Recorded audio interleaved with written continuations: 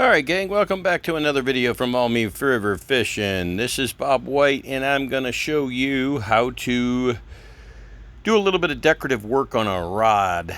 This rod has some teeth marks on that split grip down there coming up right here. Can't see them because they're on the other side. You can see one or two there on the right on the bottom, but the other side is riddled with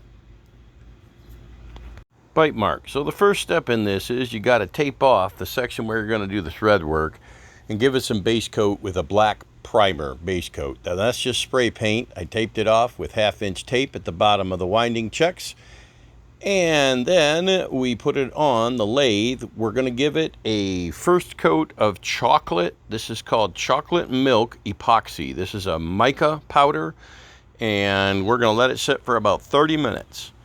So after it gets tacky, we're going to add individual pieces of crushed seashell. Here we go. Now, I did this individually with tweezers, one at a time.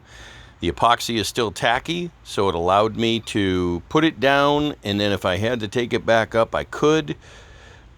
Here's another view, spinning at the other angle. I tried to get some brown and some other based color, neutral color shells, because that's what the theme of this is. It's more brown and beiges.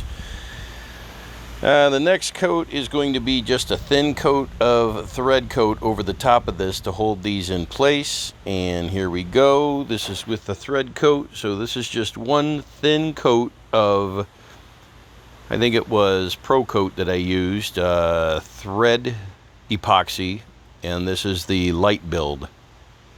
So again, first coat of epoxy. Sorry about the focus. You can still see there's a few of the corners protruding out above the epoxy, but this coat was just to hold it. Now, I have now wrapped it, did my thread work, did 2 gold inlay bands with a small amount of brown in between it. Then I did the epoxy work right over it. In this case, I decided to go over the winding checks because they're wood that I made by lathing them, and I figured they'd be better sealed in epoxy. If I had to do it again, I'd leave the winding checks uncoated with the epoxy because I like the look of it better, but this way they're at least protected and they won't be damaged. Here's a close-up, guys. You can see I probably could use one more thin coat of low build epoxy over the seashells. It's not 100% smooth, but it's darn close. I've got to do a little bit of work on the fighting butt on this and re-epoxy it, so I'll probably do one more thin coat over the top of this. But that's pretty much my final result, guys. From bite marks to custom inlaid seashells. This was a process that took me probably about 4 days, maybe 5 days.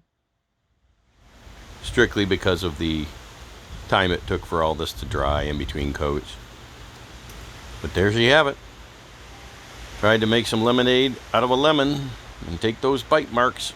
You'll never know they're there now.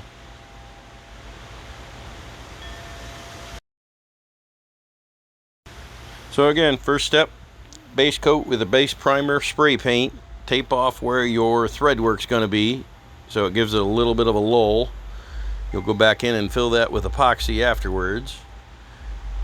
Second thing you do, put a coat of epoxy with some mica color to give it a background. Let it dry for 30 minutes and then start adding seashells with a pair of tweezers. These seashells are made for ladies' fingernails. If you're trying to find them, you can find them on Amazon. Look up seashells for fingernails. After that, let it dry, put a base coat of epoxy, do your thread work, and then seal it all up, gang. That's it. I hope you enjoyed this video and this tutorial on how to do some decorative epoxy seashell work, easy to say, on a rod. Thanks for watching. Good luck and good fishing.